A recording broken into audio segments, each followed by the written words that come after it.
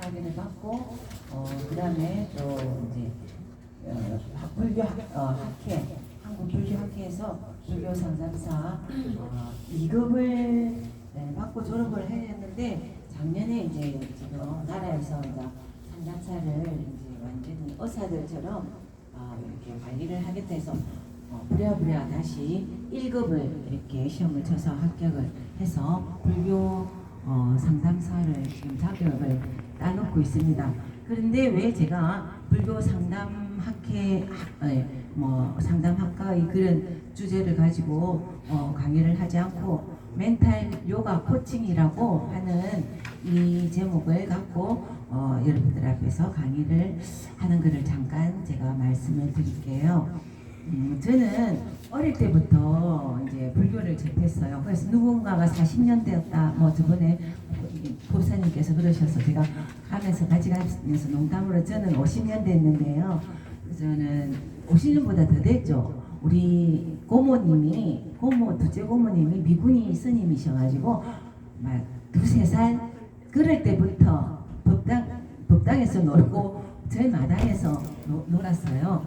그런데 이제 본격적으로 이제 부처님, 제가 스스로 부처님을 이렇게 염송해서 가피를 받은 게 10살 때였거든요. 여기서 여러분들이 저를 혹시 BTN TV에서 보신 분이 계실지 모르는데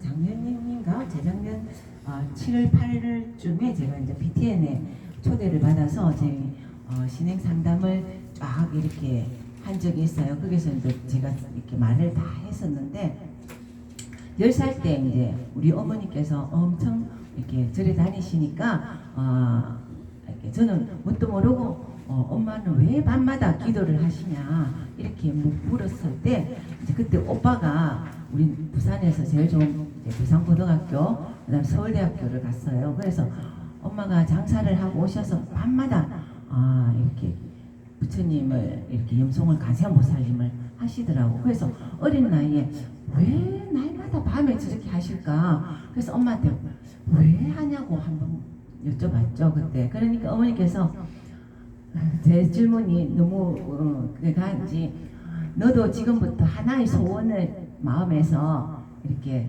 떠올려서 엄마 옆에서 간세음보살님을 불러라. 이 말만 하시더라고요. 왜 한다고 하시는 말씀은 안 하시고. 그래서 저는 그날부터 세수를 딱 하고 엄마 옆에 딱 앉아가지고 간세음보살님을 염송했죠. 그러니까 완전히 10살짜리 어린아이의 초발심이겠죠. 그죠? 제가 하나의 소원이 뭐였을까요? 그때 이제 언니 오빠는 다 공부를 잘했어요. 언니도 급장하고 오빠도 1, 2등 하니까 부산고등학교 갔죠. 근데 저는 막내예요. 아무도 저를 공부를 안 가르쳐줘요. 엄마는 장사 갔다 오시고 아버지는 아파 계시고. 그래서 저는 제 이름도 모르고 입학을 했어요. 초등학교 1학년 때 가니까 다른 사람 애들은 막 글자 자기 이름 써라 하는데 저는 제 이름도 쓸 줄을 몰랐거든요. 그러니까 당연히 통신표가 어떻게 써요? 전부 다 미미, 양양, 가는 어쩌다가 하나 있었어. 그래도 가가 다는 아니었어요. 그래서 그때 엄마의 말씀을 딱 듣고 나도 공부 잘하게 해주세요 부처님. 나도 통신표에 수 하나만 있게 해주세요. 요 어린 마음에 이렇게 제가 간세음보살님을 부른 거예요. 그래서 제가 기도를 하고 3학년 중간 그러니까 하반기였으니까 4학년을 딱 올라가서 통신표를 1학기 때 딱 받았는데 어떤 변화가 있었는 줄 아세요?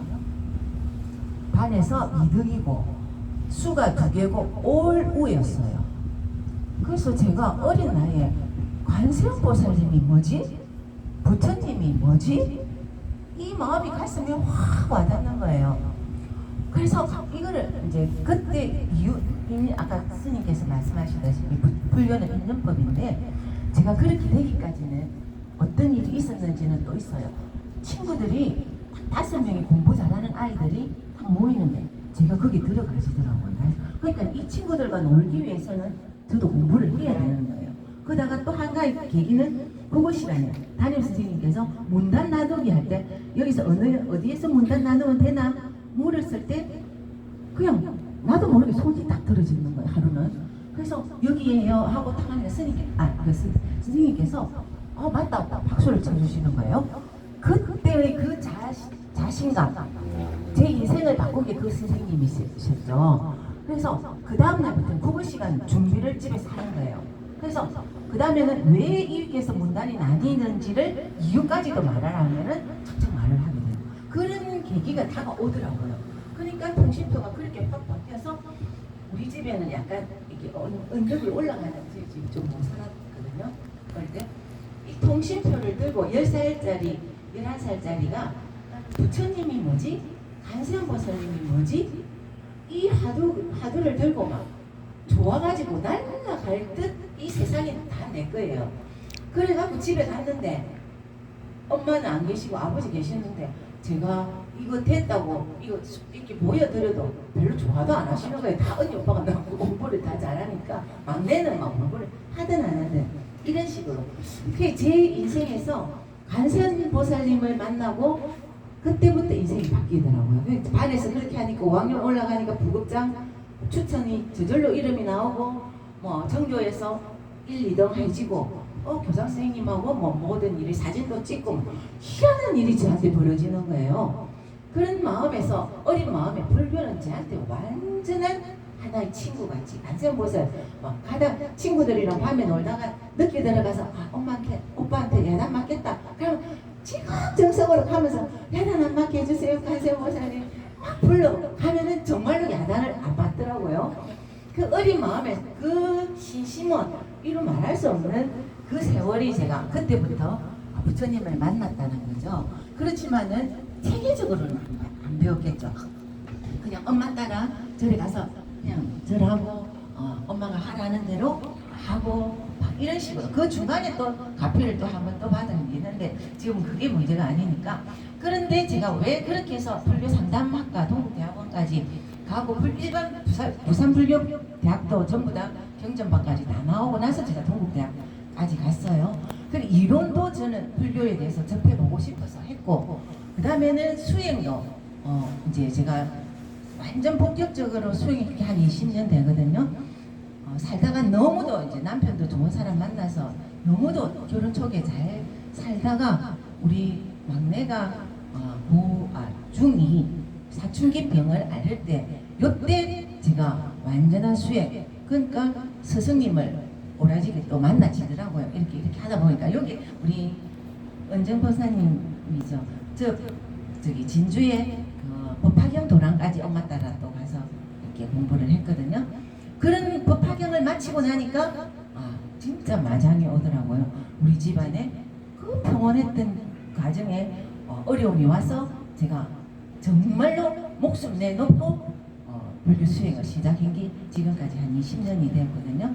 그럼 수행을 몸으로서 체험하면서 동대학원에 가서 이론을 또다시 접하니까 이건 너무 재밌는 거예요. 그런데 이제 제가 불교 상담사까지 땄지만은 상담사로 할 수 없는 그 마음이 왜냐하면은 정령 진정한 불교 상담사는 자기 문제를 완전히 해결할 수 있는 보살의 경지, 부처님의 경지까지 가야 된다는 이 우리 교과 안에 한 문장을 딱 보고 제가 그래 맞아 더 수행을 더 하고 내가 불교 상담을 더 이렇게 사람들을 이렇게 접하리라 이런 마음을 가지고 오로지 수행에 박차를 가하고 있었어요.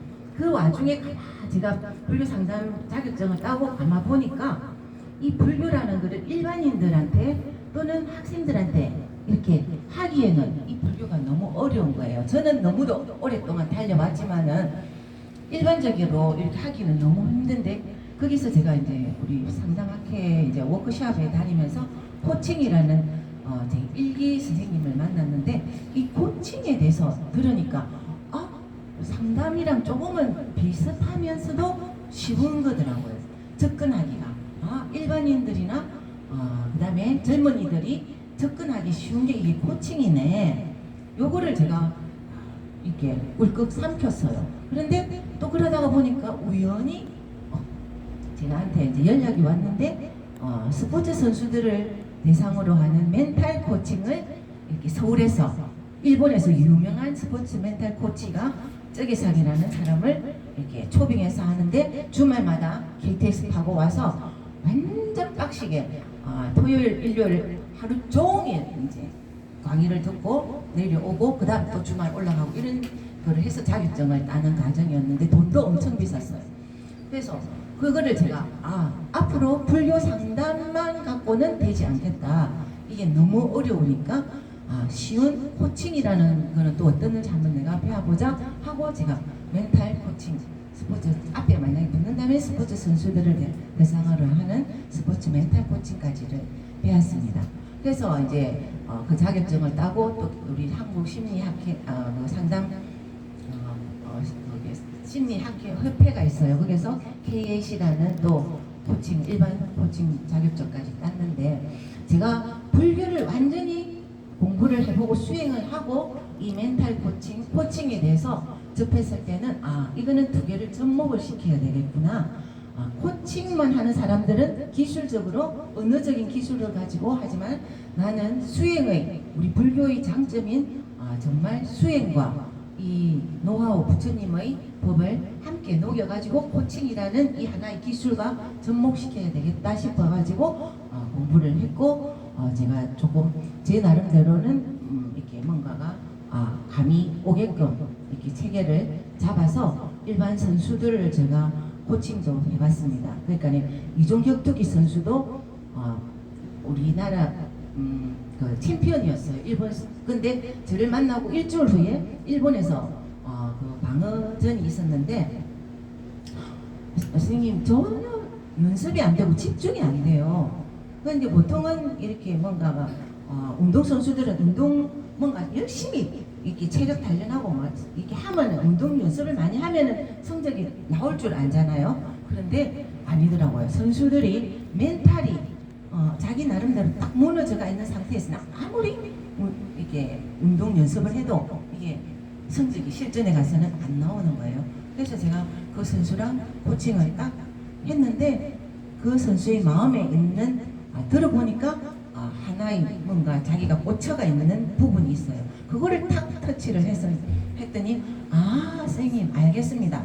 딱 하면서 그 선수가 일본 가서 챔피언의 방어전에 성공을 했어요. 그 다음에 일주일 안으로 또 삼보 경기를 하고 또 러시아에 가서 은메달을 땄다고 저한테 이제 연락이 와서 선생님 만나고 엄청나게 재수가 좋아서 너무 감사합니다 하고 이렇게 제가 인사를 받았거든요. 이런 식으로 선수들도 이렇게 멘탈을 뭔가 관리를 해줬을 때 코칭을 해줬을 때 엄청난 변화가 오는 거예요. 심지어 골프 선수들 골프장에 가서 그냥 골프를 연습해서 그냥 드라이버를 친다고 이게 그냥 많이 나가는 거 아니잖아, 그죠? 마음에서 어떤 자세로 이 드라이버를 치느냐에 따라서 그 거리가 엄청나게 차이가 나더라고요. 그래서 멘탈을 딱 잡고 하는 게 모든 분야에서 엄청난 이게 중요성이 있기 때문에 제가 오늘 멘탈 요가 코칭에 대해서 여러분들한테 이렇게 함으로 해서 각자의 생활 속에서 조금이라도 도움이 이렇게 멘탈을 좀 바로잡아서 뭔가 생활에 도움이 됐으면 하는 바람으로 오늘 강의를 해보겠습니다. 제가 2시간 강의라고 생각을 하고 중간중간 실참을 조금 하려고 마음을 먹었는데 지금 시간이 그렇게 안 되니까 막 달려야 될 것 같은 마음이 들어서 실참이 아쉬우게 제가 나중에 뭐 하나 아니면 이렇게 간단하게 해볼게요. 자, 우리가 보통 멘탈이라고 하면 여러분들 다 아시잖아요. 그냥 사전적인 의미로는 뭐예요? 그냥 정신적으로 뭐 생각하거나 판단하는 그런 정신 상태 이렇게 말을 한다는 건 다 아시잖아요. 근데 우리가 불교적에서 이렇게 멘탈이라는 것을 접목시켰을 때는 우리가 불교는 오온이라는 이렇게 어마어마한 단어가 있죠, 그죠? 색수상행식 우리가 인간의 이 모든 것을 이렇게 하나로 딱 했을 때 색수상행식 색이라는 거는 이제 우리가 물질적인 바디에 해당되고 그다음 수상행식이 우리 정신작용에 해당되잖아요. 그러니까 이 멘탈이 불교로 말했을 때는 아마 수상행식에 해당되겠죠. 그 다음에 이거를 더 간단하게 젊은 아이들한테 수상행식 이렇게 말하면 운동선수한테 수상행식 안 먹혀요. 그런데 간단하게 말하면 뭐예요? 생각, 감정, 느낌. 이 정도 가장 뭐 더 줄인다면 생각, 감정. 이거는 누구나 다 받아들이는 이거예요. 그래서 멘탈이라 했을 때 이제 우리가 어떤 상황에서도 생각이 일어나고 어떤 상황에서 생각이 일어나면 감정이 일어나서 우리가 괴롭잖아, 그죠? 그래서 멘탈을 잡는다는 거는 자기의 생각과 감정을 똑바로 지켜보고 똑바로 관리한다는 이런 말로 간단하게 말할 수 있겠죠, 그죠? 그래서 우리가 보통 뭐 멘탈 게임, 멘탈 붕괴 이런 말을 잘 쓰잖아요. 게임이라 했을 때도 뭐 어느 정도 게임이 아니고 멘탈을 가지고 할 정도의 게임이라면은 엄청난 정신력이 있어야 되는 그런 게임의 경기겠고, 멘탈 붕괴라 그랬을 때는 정신적으로 엄청난 충격을 받아서 정상적으로 이렇게 생각을 할 수 없는 그런 상태까지 간 거를 멘탈 붕괴라는 이런 걸 우리가 보통 생활 속에서 잘 쓰는 이렇게 단어라고 생각되죠. 자, 그러면 우리가 보통 살아갈 때 또 멘탈의 종류를 한번 이렇게 보면은 누구는 당신은 보니까 유리 멘탈 같아요. 어떤 사람한테는 또 당신은 강철 멘탈 같네요. 이런 말도 써요. 자, 유리 멘탈이라고 했을 때는 우리가 유리라는 성격이 조금만 잘못하면 깨지잖아요, 그죠? 그걸 멘탈에 갖다 붙이면 어떻게 되겠어요? 유리처럼 깨지기 쉬운 멘탈이다, 이 말이잖아요. 어떤 뭔가가 생활 속에서 뭔가 경계가 부딪혔을 때 대범하지 못하고 그냥 스르르르 무너지고 나약해지고, 그죠? 그래서 자기가 가고자 하는 길을 못 가는 사람을 유리 멘탈이라고 그러겠죠. 그의 반대로 강철 멘탈. 강철 멘탈이라 하면은 어떤 상황에 어려운 상황이 딱 닥쳐도 자기 나름대로 강한 인내심과 정신력을 끼워가지고 잘 해결한다는, 대처한다는 그런 뜻이겠죠, 그죠? 골프를 친다면은 만약 앞에 자기랑 이렇게 경기하는 사람이 드라이브를 엄청 장타를 쳤어요. 자기가 먼저 했는데 자기보다 한 30야드를 더 친 그 결과를 딱 보고는 유리 멘탈은 어떻겠어요? 이거 힘든 경기네 하고 어느 정도 약간 마음이 물러선 상태에서 힘이 빠지잖아, 그죠? 근데 강철 멘탈은 어떨까요? 전혀 상대가 어디를 쳤든 뭐 나보다 얼만큼 더 쳤든 나는 이 다음에 롱 아이언을 가지고 좀 더 밀어붙이면 된다, 이런 자신감을 완전히 가지면 이 사람은 이겨요, 그죠? 이런 식으로 어느 상황에서든 우리가 멘탈이 강철이냐 유리 멘탈이냐에 따라서 거기 이제 우리가 극복하는 이 강도가 달라질 거라고 우리가 다 알고 있죠, 그죠? 자, 그러면은 우리 요가라는 말은 또 뭐냐? 우리가 요가라면 당연히 몸의 요가라고 생각하잖아요. 우리는 안 쓰는 근육, 그죠? 이런 거를 스트레칭 하면서 엄청 몸에 이렇게 뭔가가 처음에는 힘이 들고 자극을 주지만은 하고 나면은 시원하고 건강해지는 게 우리가 요가죠. 그러면 우리가 멘탈 요가라 했을 때, 그러면 멘탈 요가는 어떤 것이냐? 멘탈도 마찬가지로 요가라는 말을 쓰거든요. 요즘 이렇게 많이 뜨고 있는 말이 여러분들 마음에도 근력이 있다는 말, 이런 거 들어보셨죠? 마음의 근력을 키워야 된다. 뇌과학하는 사람들이 입에서 이 말을 더 많이 쓰더라고요. 자, 우리도 정신도 안 쓰는 정신 이 부분이 있어요. 특히 불교에서 말하는 아라차림, 사띠 이런 거 일반인들이 안 쓰잖아, 그죠? 그런데 우리가 그거는 조금 더 이제 차원 높은 경지라 해도 오늘 저희가 하는 거는 이 멘탈이 아까 생각, 감정, 느낌이라고 했을 때 나의 생각과 감정과 이 느낌을 잘 관찰해서 뭔가가 조금 더 나은 쪽으로 이렇게 사용하면은 그거는 멘탈 요가가 되는 거거든요. 그래서 멘탈 요가가 우리가 마음 근력과 비슷하게 훈련하면 된다는 그런 의미에서 제가 이제 멘탈 요가라고 이렇게 한번 붙여봤습니다. 여러분들이 요즘 뇌과학에서 말하는 뇌의 가소성이라는 말 들어보신 적 있으세요? 제가 불교 상담학과 다닐 때 이제 그 하나의 장영갑 교수님이 만드는 뇌에 대한 이렇게 책을 보니까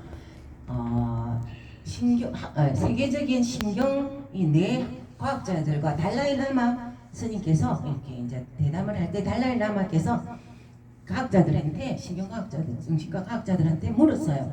당신들은 내가 바뀔 수 있다고 생각해요? 없다고 생각해요? 했을 때 처음에 뇌과학자들이 대답이 뭘까요? 뇌는 바뀔 수 없습니다. 이렇게 대답을 했는데 달라이 라마께서는 뇌는 바뀔 수 있다. 완전 엄청난 이 발표를 하신 거예요. 그 뒤로 뇌과학자들이 달라이 라마 스님의 말씀을 듣고 연구를 한 결과 뇌의 가소성을 내놨어요. 뇌의 가소성이라는 게 뭐냐면은 우리는 이 뇌가 신경세포들 간으로 이렇게 연결망으로 되어가 있잖아요. 그죠? 그런데 이 연결망을 이렇게 훈련하고 안 쓰던 연결망을 훈련하거나 또는 구조적인 그런 연결성의 변화를 시키면은 이 뇌도 변화가 된대요. 뇌가 변화되면은 우리가 행동이 뭔가가 방식이 바뀌고 또 감정 조절력도 바뀌고 우리가 하는 성취 뭔가 이 업무에서의 성취 역량도 바뀔 수 있는 바뀌는데 큰 영향을 줄 수 있다고 뇌과학자들이 내놓은 게 뇌의 가소성입니다. 요즘 많이 이게 우리가 들을 수 있는 말인데 이 말은 뇌의 가소성 덕분에 우리 멘탈이나 마음 근력들을 체계적이고 또한 반복적인 훈련을 한다면은 어떻겠어요? 특정한 신경망을 약화시켜서 이렇게 좋은 쪽으로 강화를 할 수 있다는 거죠. 그래서 제가 생각할 때는 반드시 멘탈도 요가를 해야 된다 이렇게 생각을 합니다. 그래서 멘탈을 요가하는데 이제 그 뒤에 코칭이 또 붙는 거 있죠. 자, 그러면 또 코칭은 또 뭔지를 이렇게 좀 이따가 제가 설명을 할 건데, 자, 그러면 멘탈 요가를 이렇게 들었다, 뭔가를 훈련을 체계적으로 훈련시켜서 뭔가 좋게 하는가 보다 이렇게 알아들었는데, 그럼 그 방법이 요가를 해가지고 멘탈을 강화시키는 방법은 뭘지 하는 게 아마 여러분들의 마음속에 아마 떠오를 거예요. 그죠? 자, 멘탈을 강화시키는 요가 방법은 한 두 가지는 누구든지 이렇게 말을 하는데 제가 제 나름대로 한 네 가지로 한번 정리를 해봤거든요. 첫째는 우리가 불교나 이렇게 뭐 명상이라는 말을 불교 아니고도 많이 쓰니까 꼭 굳이 불교라고는 이렇게 안 하더라도 명상이 이 멘탈을 강화시키는 첫 번째 방법입니다. 명상에는 그 중에서도 또 호흡 명상도 있고 무슨 명상 들어보셨나요? 요즘 저도 이제 뭐 우리 불교 상담학 1급 자격증 받으면서 전부 다 자기 나름대로 하나씩 맡아라 해서 저는 자해 명상의 멘트를 제가 만들어서 불교 상담학회 이렇게 해서 지금 거기에 이렇게 아나운서 그 목소리도 이렇게 저장되어가 있는데, 우리가 호흡 명상, 감사 명상 또는 가족 명상, 자해 명상 이런 게 이렇게 명상을 이렇게 가진 종류가 있다는 거 여러분들 한번 들어보셨죠? 자, 명상이 이 멘탈을 강화시키는 가장 큰 근데 그러면 명상을 하면 어떤 점이 좋아져서 멘탈이 요가가 이렇게 된다는 말이냐, 이렇게 우리가 또 의문을 또 가질 수가 있겠죠. 그죠? 자, 우리가 명상은 어떻게 해요? 지금 제가 그 밑에 명상이란 하고 하나 이렇게 제가 정리를 해갖고 올려놓은 거는 보통은 우리가 명상이라 하면은 불교에서는 명상하고 선이란 또 참선이라는 게 따로 있잖아요. 그죠? 조금 또 달라요. 그죠? 명상의 수준과 선이라는 수준은 다른데 여기서 그렇게까지 논의하는 거는 또 엄청난 시간이 들어가니까 보통 제가 이제 이렇게 뭉뚱그려가지고 지금 제가 정리는 옆에 써놓은 거고, 보통은 명상은 간략하게 뭐예요? 생각을 보고 감정을 수용하는 이런 우리가 말하는 견상에 해당된다고 생각해요. 제가 이렇게 불교 공부를 쫙 다 해보고 나서 요 최근에 딱 내린 결론, 이거네. 불교라는 게 이때까지 내가 해온 게 딱 두 가지로 정리할 수 있네. 견성과 견상이더라고요.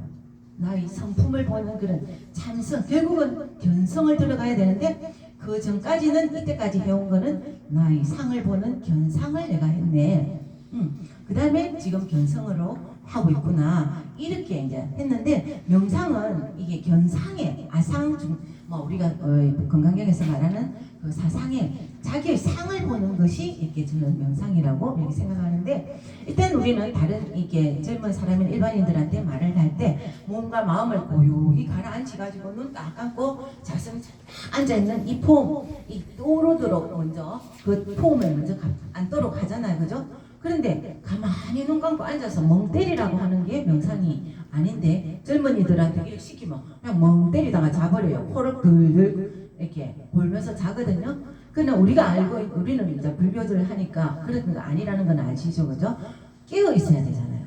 명상을 눈을 감고 이렇게 고요히 있지만은 멍 때리는 게 아니고 또렷한 의식을 가지고 자기 안에서 일어나고 있는 모든 시끄러운 현상, 여러분들이 눈 감고 있으면 고요한 사람, 나는 한 10분 동안 아무 잡념 없이 고요하다는 사람 여기서 있으면 한번 손 들어주세요. 딱 눈 감는 순간 1분 1초도 안 걸려서 막 그냥 온갖 우죽선으로 생각 안 올라오나요? 자, 이렇게 온갖 안에서 일어나는 시끄러운 현상을 우리는 그거를 보는 거예요. 명상은, 그죠? 그거 즉 다른 말로 딱 한마디로 말하면 생각이잖아요. 그 시끄러운 현상이, 그 생각을 보는 것을 우리는 명상이고, 그와 같은 나의 상을 보는 걸 견상이라고 할 때 이렇게 되는 건데, 자, 그렇게 나의 생각을 멈추고서 뭘 하느냐 하면은 우리 본래 있는 순수 의식 상태. 제가 이렇게 불교도 공부해보고 또 서양 심리학도 공부해보고 코칭도 공부해보고 하니까 이 용어 정리가 너무도 복잡하더라고. 혼돈이 돼요. 의식이라는 이 단어를, 마음이라는 이 단어를 너무도 혼동되어가 쓰는데 누구 하나도 이거를 딱 뭔가 정립시켜서 요때는 이 말이야 하고 해주지 않아서 제가 처음에는 엄청 혼돈이 되다가 제 나름대로 정립을 했어요. 마음이 원래는 부동하다. 그러면 우리는 마음대로 해라. 또 마음이 가는 대로 해라. 어떤 게 마음이라는 거지? 이렇게 우리가 헷갈리는데, 지금 제가 딱 생각할 때는 이 스님들께서 말씀하시는 마음이라고 할 때는 우리 본래의 자리, 본성, 불성 하는 그 마음을 마음이라고 해요. 그 다음에 그냥 중생심의 마음, 이거 그냥 우리가 말하는 아까 멘탈을 마음이라고 또 써요. 그래서 이거를 외국에서는 어떻게 정리를 하는가를 또 보니까 그냥 의식이라는 consciousness라고 한 단어로 써요. 그 다음에는 또 어떤 사람은 영성, 스피릿이라고 써요. 미국이나 이런 데서는. 그래서 의식이라 서양적으로 이렇게 우리가 젊은이들을 대할 때는 의식이라 해야 되겠구나. 그런데 의식도 우리 불교에서는 엄청 많잖아요. 60, 70, 80, 그죠? 90, 아말라시까지 해서. 그러면 또 이 의식이라는 말조차도 안 되겠다. 그래서 저는 반드시 앞에 뭔가를 하나 더 붙여야 된다.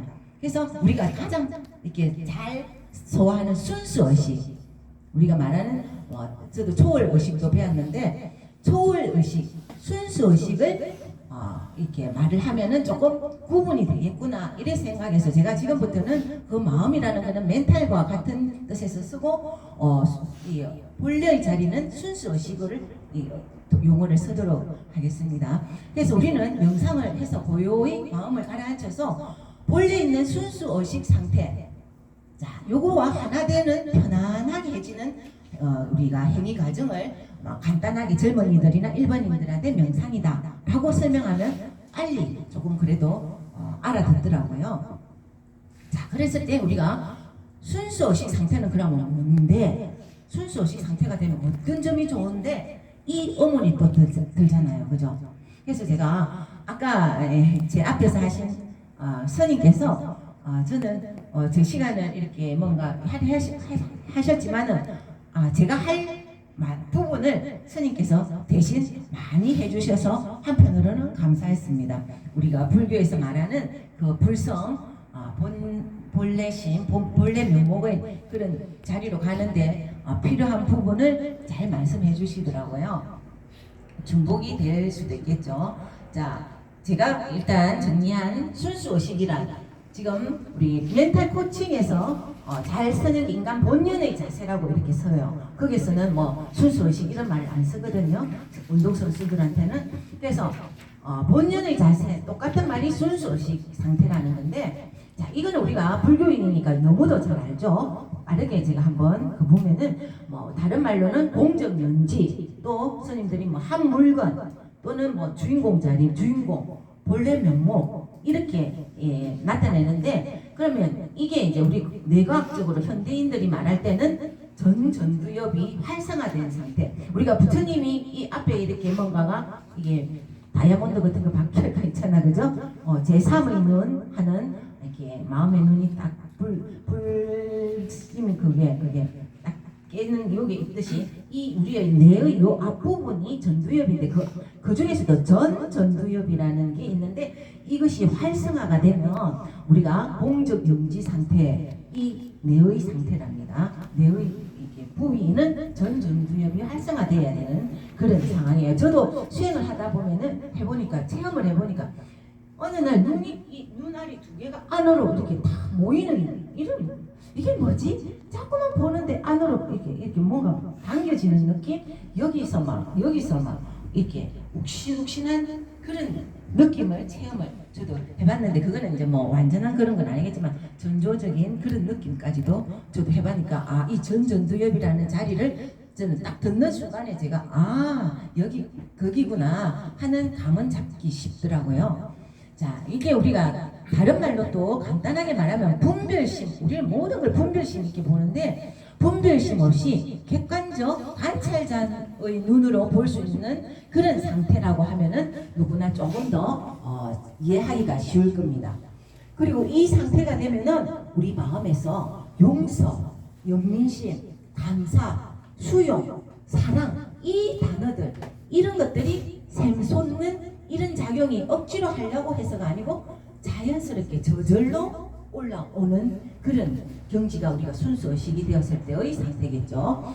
그 밑에 제가 또 뭐 적어놨는가 모르겠는데, 자, 고정관념, 우리가 아까 말한 생각이 이렇게 우리가 떨어진 상태, 즉 생각보다 조금 더 우리가 단단한 거는 고정관념이라고 하는데, 그것도 떨어지고 그냥 막 오로지 편안하고 부족함이 없이 모두 갖추어져 있는 상태고, 막 끄집어내서 서기만 하면 된답니다. 모든 일이 저절로 풀리고 애씀이 없다. 저는 이 말에는 엄청나게 동의를 해요. 제가 막내라서 시집도 막내 며느리로 갔는데, 이렇게 제가 제사를 안 모셔요. 형님 집에 그냥 막 제가 나물 하나 가지만 나물만 해갖고 과일 사갖고만 가고 했는데, 어머니 돌아가시고 나니까 우리 시술께서 명절 제사를 안 모시겠다는 거예요. 그래서 저는 불교 그거니까 마음속으로 안 할까 하고 제가 모실 겁니다 하는 마음을 가지고, 그 뒤로 제가 지금 추석 명절은 제가 제사를 모셔요. 근데 저는 일을 잘 못했거든요. 그래서 형님을 보면 이 음식을 다 하는 게 이게 어떻게 가능하지? 나는 하루 종일 해갖고 나물 5가지 해가는 것도 뻘뻘 땀을 흘렸는데, 이렇게 했는데 제가 딱 처음 제사를 딱 모시는데 이거는 저절로 되는 거예요. 장 보는 것부터 해서 일해서 하루 딱 모든 걸 끝내는데, 이게 뭐지? 몸도 피곤하지 않고 간도 딱 보면 딱 맞고, 이 뭐지? 저절로 되네. 이런 식으로 그동안 수행행 공덕이 이게서 나타나는가 보네 하는 거는 체험을 했어요. 지금도 제사는 제가 그래서 엄청 정성껏 이렇게 모시면 천도제 하나 한 것만큼 기분이 좋아요. 명절 제사를 모시면. 자, 그게 이제 이런 식으로 애씀이 없는 이런 편안한 상태가 우리가 순수의식인데, 자, 멘탈이 된다는 거는 아까 말했다시피 첫째, 요 방법으로 명상을 통해서 자기 성찰, 자기 대화를 해서 이제 알아차림 같은 거를 해서 진정한 나를 찾아가서 이런 순수의식의 상태, 이런 거를 맛보면은 멘탈은 당연히 강한 멘탈이 되겠죠. 자, 그런데 우리 누구나가 이 상태로 가고 싶잖아요, 그죠? 그래서 죽기 살기로 다들 불교 신도들이 다 수행을 하는데, 이게 가는 것이 쉽나요? 어렵잖아, 그죠?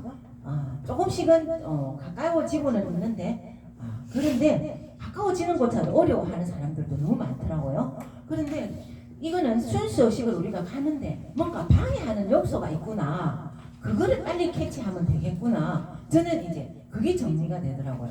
아, 이게 수행을 해서 뭔가가 내가 원하는 목표 자리를 갈 수 없게 만드는 이게 뭐지? 또 한번 저는 정리를 해봤어요. 이게 멘탈을 약하게 하는 요소구나. 자, 뭐가 있을까요, 여러분들?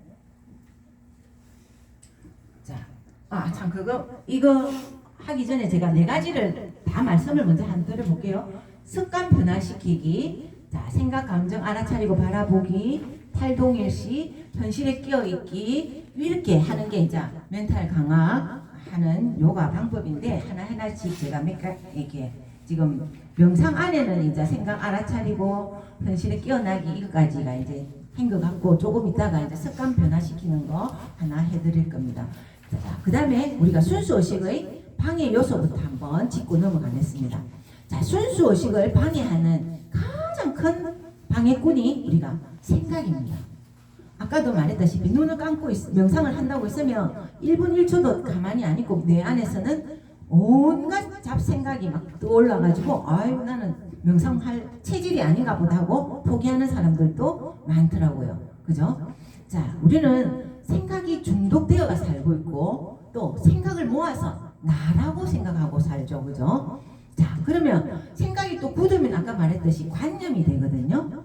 자, 관념을 또 모아가지고 연합해가지고 또 나라고 동일시해서 막 괴롭다. 이거는 내가 안 되면은 괴롭다. 이거는 가서 막 쳐부숴야 된다. 이런 식으로 뭔가 마음에서 막 이렇게 분노를 일으키는 이것이 우리가 살아가는 현대인들의 마음병의 내용이 이 생각병이에요.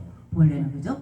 그래서 이 생각을 잘 컨트롤하는 게 우리가 살아가는데도 편하고 멘탈을 강화시키는 그게 요소가 방법이 됩니다.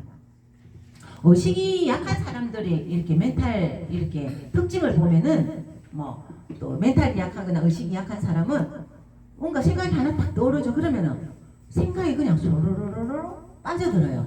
그 우리가 함몰된다 그러잖아요. 생각이 그냥 막 소로로로 빠져가 그 생각에서 헤어나지를 못해가지고 너무도 괴롭게 이렇게 휘청거리고 있어요. 그와 반대로 멘탈이 좀 강한 사람은 어떨까요? 근데 이게 우리가 지향해 나가야 할 점인데 생각을 멀리서 이렇게 한 발짝 떨어져서 바라보는 거예요. 생각과 거리두기. 생각하고 딱 붙어가 떡이 돼가지고 거기서 막 헤어나지 못하면 그건 괴로움 그 자체인데 딱 떨어져서 한 발짝 떨어지는 게 우리가 관찰자의 입장에서 또는 요즘 내면 소통이라고 하는 그런 그 책에서 보면은 배경자의 위치로 가라. 저는 또 하나의 생각, 제 나름대로 또 하나 느낀 거는 우리가 스케치북에 아이들이 그림을 그릴 때 이게 스케치북이 바탕 화면이잖아요. 네, 그 위에 연필로 갖고 그림을 그리잖아, 그죠? 아무것도 없는 백지 상태의 그런 스케치북 도화지 상태, 배경 화면의 상태로 돌아가면 되겠구나. 거기에서 생각을 다시 바라봐야 되겠구나 하는 건 전 또 제 나름대로 정립이 됐는데, 자, 멘탈이 강한 사람은 생각을 컨트롤할 줄 안다는 겁니다. 보고 내가 이거는 지금 내 마음에서 일어나는 생각이니까 내가 따라가지 말고 이 생각이 나쁜 생각이면은 없애고 좋은 생각 같으면은 내가 이걸 좀 정장시키다. 우리가 불교에서 말하는 사증근 같은 그에 해당되겠죠. 자, 그래서 감정도 마찬가지로 생각도 마찬가지고 일어나면 일어나구나 하고 우리 불교에서 말하는 알아차림을 하면은 한참 한 3초 내지 3분 정도 알아차림만 해도 이게 사라지거나 감정은 약해져요. 그리고 감정이 일어나면은 이 부정적인 감정이 어디서 왔지 하면서 한 발자국 이렇게 물러서서 다시 또 알아차리고 이 감정을 따뜻하게 수용을 해주면은 감정은 또 금방 내려가거든요. 이 부분의 방법은 또 엄청나게 강의를 하려면은 많은 시간을 할애해서 이렇게 강의를 해야 되니까 이 부분을 더 깊게 짚고 넘어갈 수는 없겠어요. 그냥 이렇게 저희들이 이제 이 순수의식을 방해하는 요소적인 이걸로서 제거하는 방법만 이제 제가 오늘 간단하게 말씀드립니다. 자, 이렇게 해서 생각과 감정 이런 거를 한번 바라봐야 되는데 우리가 떡이 돼가지고 함몰되어 있기 때문에 순수의식으로 가기가 힘들다. 두 두 번째는 또 방해 요소가 뭐냐? 우리는 욕망 때문입니다. 우리가 인간이라는 게 모든 곳에 욕망을 가지고 있고, 그거는 또 다른 말로 불교에서 말하면 탐진치 삼독에 빠져서 치부심을 낸다는 거죠. 그 다음에 또 하나는 분별심. 이 단어도 불교에서 수행하면 엄청나게 다루는 거잖아요. 분별심을 내려놓으라. 모든 심리 이론에서도 인간을 이루는 중요한 중심 요소가 되는 이 분별심이거든요. 여기 관해서도 이거를 알아차리고 이거를 극복하는 것만 해도 엄청난 강의 시간이 또 필요해요. 이것만 하는 것만 해도 정말 이게 사라진다는 것은 우리가 진짜 순수 의식 상태로 가는 거예요. 그러니까 이거 함부로 이렇게 이해한다고 해서 되는 거는 아니에요. 우리가 불교라는 거 깨달음을 얻는다는 거는 이렇게 강의적으로 들어서 그 자리에서는 머리로는 충분히 그래 맞아 이러지만은 우리가 돌아서서 대문 나가서 신발 딱 신고 집에 가면은 그거는 내 것이 안 돼가 있잖아요. 그죠? 이거는 이론으로는 안 돼요. 몸으로 체득이 되어야 되거든요. 그래서 제 같은 경우는 어마어마한 체험을 했고 정말 눈물이 덕당에 눈물이 막 강물을 이룰 만큼 그 20년의 세월 동안 흘린 눈물과 콧물과 그 다음에 3,000배의 숫자 뭔가 모든 거 돈도 그냥 다 투자하고 이렇게 지금까지 수행을 해왔거든요. 그런데 이게 갑자기 1시간 강의 듣고 분별심 뭐 써야 된다 될까요? 그거는 아니지만은 그래도 들어놓으면은 내가 수행하는 하나의 잣대로서 여러분들이 삼고 갈 때 조금은 도움이 될 거라고 생각해서 제가 말씀을 드립니다. 자, 그래서 이 분별심이 우리를 순수의식 상태로 가는데 엄청난 방해꾼이다. 자, 이렇게 아시면 됩니다. 그래서 가장 간단하게 이렇게 말하면 순수의식을 가기 전에 정말로 이 모든 것이 나한테 일어나는 자아의 활동이네. 이거를 여러분들 한번 깨달아 보세요. 자아는 가짜예요. 가짜. 우리가 영화 아바타 있잖아요. 아바타라는 제가 한 번은 엄청나게 뭔가 감정이 올라왔을 때 이제 한번 이제 스님한테 야단줄을 맞으면서 딱 한마디에 감정이 확 내려가는 게 아바타라는 네가 아바타에 놀아나나? 네가 또 아바타가 될래? 이 말씀 딱 하나 하시는데 머리를 탁 숙이고 알겠습니다. 딱 제가 거기서 물러났거든요. 자, 우리는 전부 다 가짜에 속아서 이 자아가 주인인 줄 알고 살아가고 있거든요.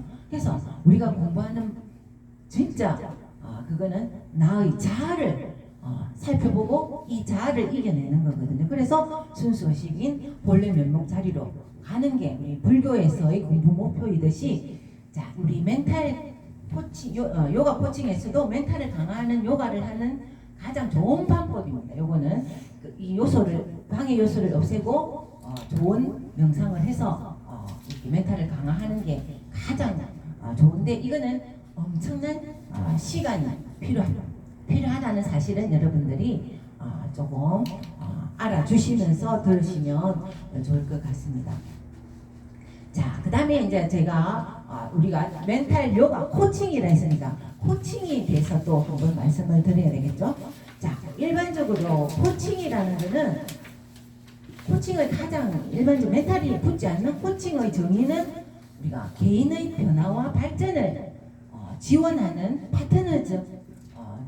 파트너십의 과정이다 이렇게 정의를 합니다. 그 다음에 또 우리가 코칭에서는 철학이 대단히 중요해요. 코칭 철학이 딱 3가지가 있거든요.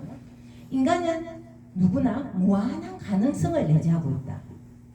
그 다음에는 자, 코치와 피코치가 대화를 해서 이게 코칭을 하면 그 안에 진짜 해답은 문제 해결을 원하는 해답은 본인이 스스로 가지고 있다.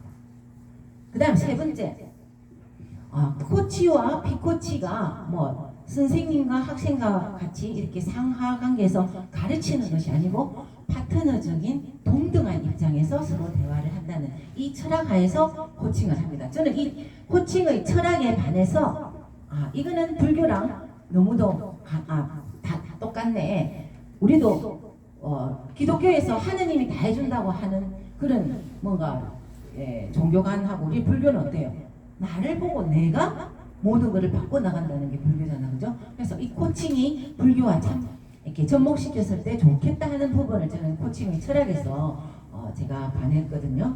자, 그러면 그 앞에 또 멘탈 코칭이라고 이렇게 붙는데, 멘탈 코칭도 이제 뭐 제가 여기 길게는 이렇게 아까 조금 전에 했던 말이 그 지금 다 적혀가 있고요. 멘탈 코칭을 가장 간단하게 한다면은 앞으로 더 나은 발전을 하고 싶은데 아까 말했던 그런 정신적 방해 요소 있잖아요. 이 방해적 요소를 해결 혼자 하려니까 너무 힘들어. 그리고 이 방해 요소를 없애고 뭔가 멘탈을 강화시키는 이런 멘탈 요가 훈련을 혼자 하는 게 너무 힘들어. 이래서 옆에서 뭔가 누군가가 도움을 주는데 그게 파트너적인 입장의 코치의 도움을 얻어가지고 목표를 달성하게끔 해주는 게 우리가 멘탈 코칭입니다. 그래서 멘탈 코칭은 뭐뭐 하세요라고 가르치지 않아요. 그냥 본인의 마음속에 있는 것을 끄집어내서 정리하고 보고 자기가 이렇게 정리하도록 도와줘가지고 문제 해결을 하도록 본인이 하도록 이렇게 도와주는 게 멘탈 코칭에서 잘 하고 있습니다. 그 대신에 우선 피코치님들이 먼저 처음에 필요한 거는 뭘까요? 내가 내 문제의 이 복잡한 머릿속이나 마음속을 정리를 해야겠다는 그런 마음이 필요하겠죠. 그 마음이 필요하면은 누군가에게 도움을 청하자 하는 마음이 그 다음에 생기고, 그러다 보면은 좋은 코치를 찾거나 우리가 이제 불교적으로 하면은 스님 같은 선지식 찾아서 또 하면은 마음 공부도 이렇게 되잖아, 그죠? 자, 그래서 이렇게 멘탈 요가 코칭에 대한 용어 정리를 한번 해봤습니다. 자, 그 다음에 아까 명상 말고도 우리가 멘탈을 강화시키는 방법에서 습관을 변화시켜라고 이러는데, 자, 습관 변화가 우리가 습관이랑 버릇이랑 이렇게 이제 한 단어로 이렇게 쓸 수가 있는데, 습관 고치기가 여러분들 쉬운가요? 마무시 어렵죠? 자, 그런데 이제 우리가 코칭을 이렇게 해보면은 이 사람이 멘탈이 어떤 경향성을 띠고 있나를 살펴야 되잖아요, 그죠?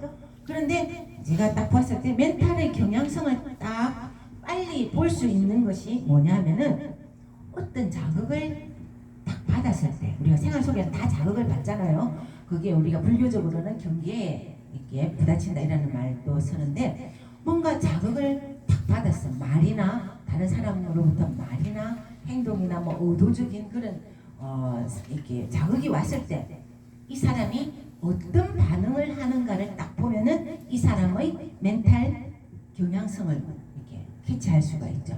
본인이 스스로도 자기 스스로 나의 멘탈이 어떤 경향성이고 어떤 상태인가를 보려면은 자극에 대한 반응의 자기의 이 어떤 종류를 하고 있는지를 한번 체크해 보면은 참 재밌어요. 이거 엄청나게 자기 성찰이 됩니다. 그렇게 해서 이제 멘탈 강화시키는 요가 코칭을 하고 나면은 사람이 달라진다 이렇게 말하거든요. 왜 사람이 달라진다는 말은 뭐냐? 내나 습관이 변화되기 때문에 사람이 달라진다 이런 말을 하는데, 달라지면 어떤 점이 좋아요?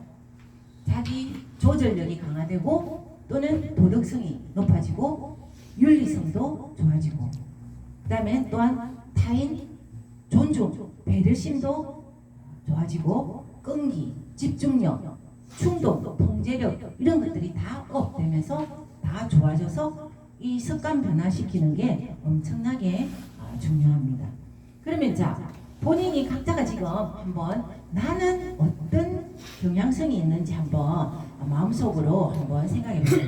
요 중간중간에 전부 다 실참을 할 건데 지금 시간이 없어서 실참을 못 하겠습니다.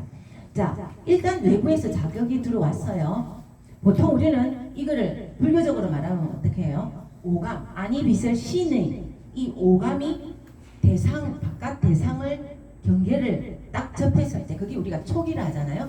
촉이 발생하면 거기에 대한 뭐가 일어나요? 식이 일어나잖아요. 식이 일어나는 건경식 삼합이라는 말 들어보셨나요? 불교에서 식이 일어나는 이 3단계 건이 육건이 그러니까 오식 전오식이 경계를 딱 대상을 딱 만났을 때 식이 일어난다. 이게 건경식 삼합인데, 이렇게 딱 되었을 때는 우리는 원칙적 반응을 하는 사람이 있고 또는 고급적으로 멘탈 반응을 하는 사람이 있어요. 자, 나는 어디에 해당되나 한번 생각해보고 나는 고급적인 반응을 한다는 사람 이제는 손 들어주세요. 자, 일반적으로 보면은 누군가가 나한테 나쁜 말을 탁 친구나 엄마나 남편이나 이게 탁 나한테 듣기 싫은 소리를 딱 하면 어때요? 짜증이 딱 나면서 발이 그냥 화살로 그 사람한테 가슴에 더 독한 말로 갖다 찌르는 게 우리 보통의 반응 아닌가요? 일반인들은 수행하지 않은 사람들은 그죠? 만약에 학생의 하나 예를 제가 이제 들어본다면은 이 학생이 이렇게 엄마랑 관계성이 엄청 나빴어요.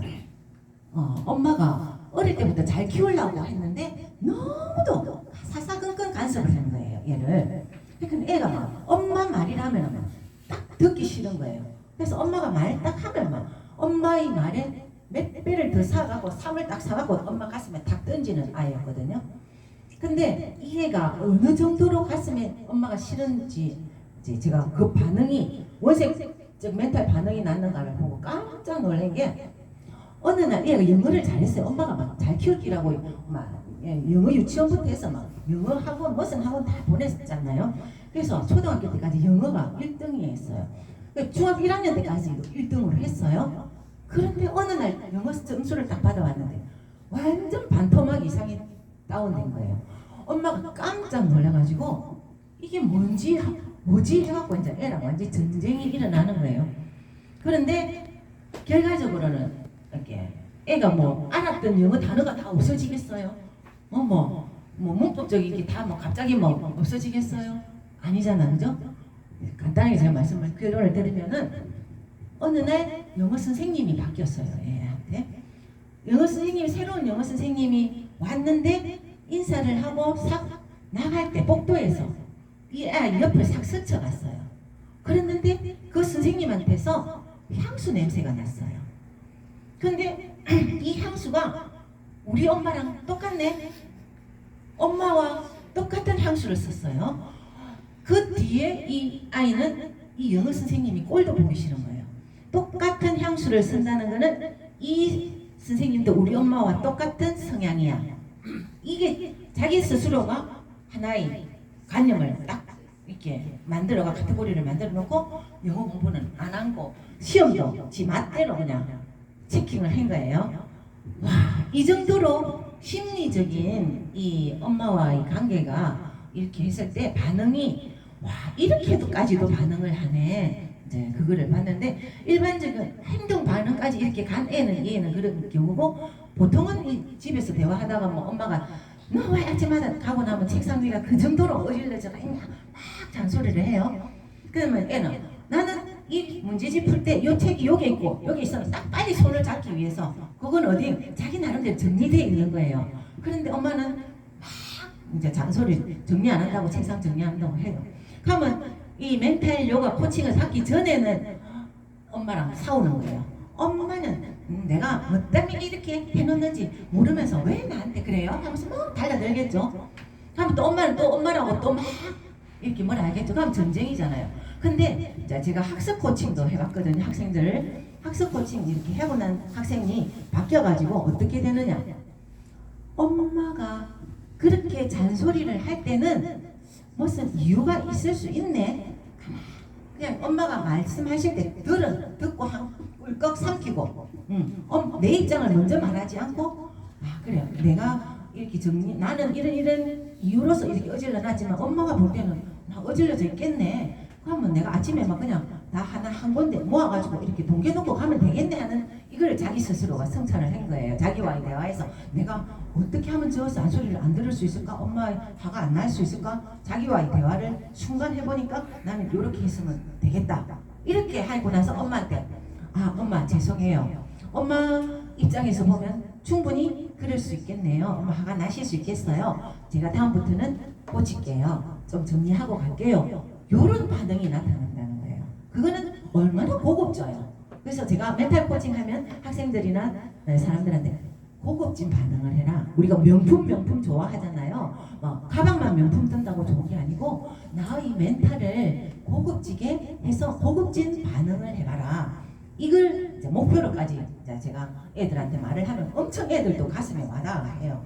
아, 고급진 반응. 자기는 이때까지 너무도 원색적 반응을 했는데 반성을 하더라고요. 그래서 자 이렇게 뭔가가 멘탈에서 자극에 대한 반응을 이렇게 좀 자기 성찰을 해서 바꾸는 것이 내나 우리가 습관 변화시키기의 한 예가 된다고 생각합니다. 자, 스님 쉬었다가 할까요? 어쩔까요? 한번 보자. 이 시간이 어중간해가지고 그냥 한 5분간 쉬었다. 그래가지고. 쉴까요?